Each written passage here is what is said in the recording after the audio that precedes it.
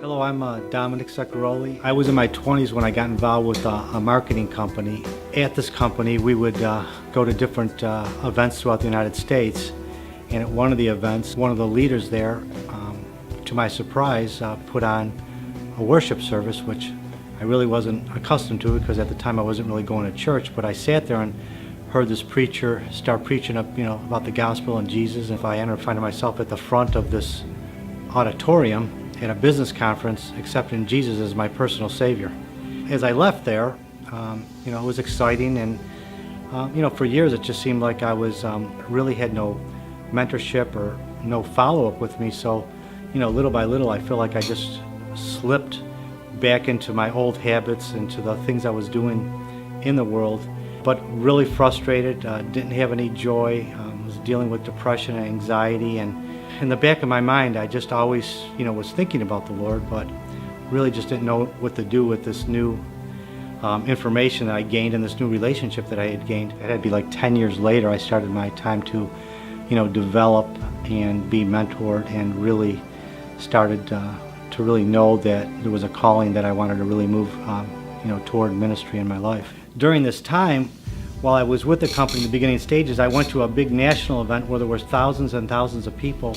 Again, it's a secular company, and somebody invited me to a worship service at 7 o'clock in the morning on Sunday. So I went, there was 100 people there, and I said, wow, this is kind of interesting. The last marketing company I was in my 20s kind of did the same thing. I started praying to the Lord, with a friend of mine, if there's anything that I can do to get involved to help this worship service. And as I'm standing in my yard, all of a sudden I had a lightning and thunderstorm, and what had happened, there was no rain. It was like it was a show, and I'm thinking, wow, is that my answer?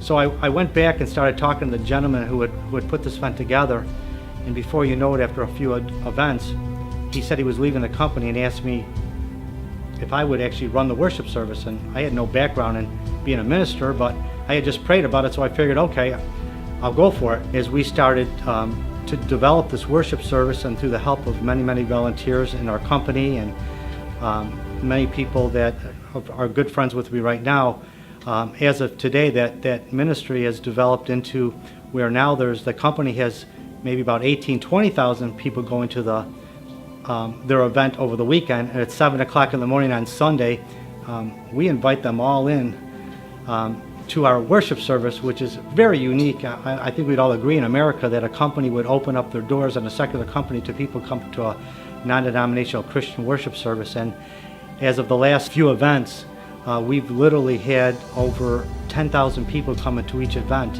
and we've literally averaged 1,000 people per event that have given their life to the Lord. I look at the marketplace where these same people are now going to an event on how to learn how to make more and do better, and it's work, run, and it's like, and all of a sudden they get to this event and they're invited in at 7 o'clock in the morning on a Sunday, which doesn't make any sense why out of 18,000 people, 12 would show up in the first place. So that's God. So they're coming to see how they can change their life financially, but then they find the Lord there. If God's working this, He's probably trying to catch their attention.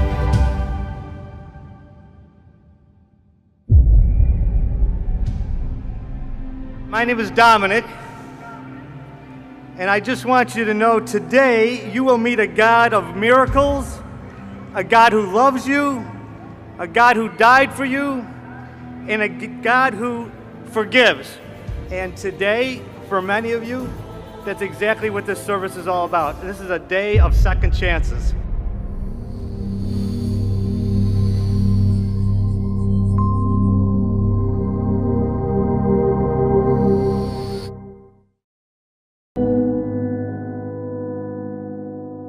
My sister-in-law started mentioning, realized I was complaining about my chest, and she started feeling my hands that they were clammy, so she put a couple aspirins in my mouth, and in the meantime my brother was, apparently he was panicking, and I collapsed, and I had a full massive heart attack. So they started to resuscitate me, and it took them over 23 minutes to bring me back. All the functions of my body were going down my kidneys, my gallbladder, my liver. Said if I made it through the night that probably I would be brain dead, and you should expect me to come out to be more of a vegetable state.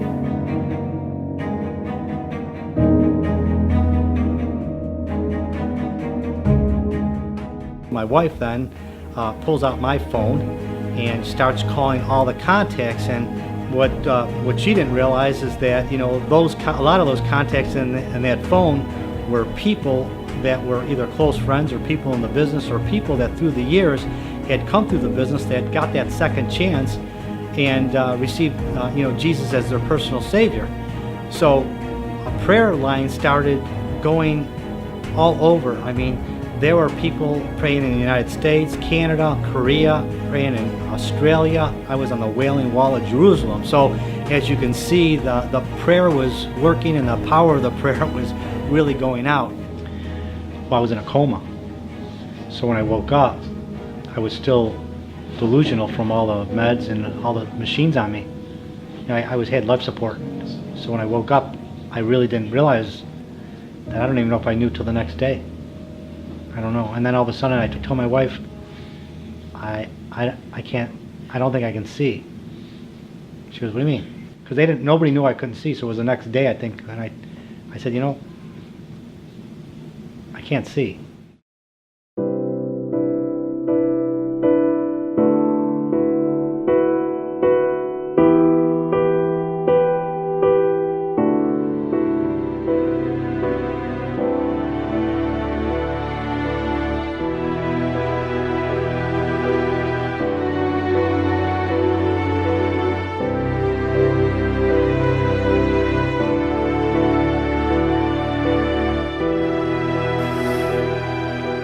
God is a God of second chances.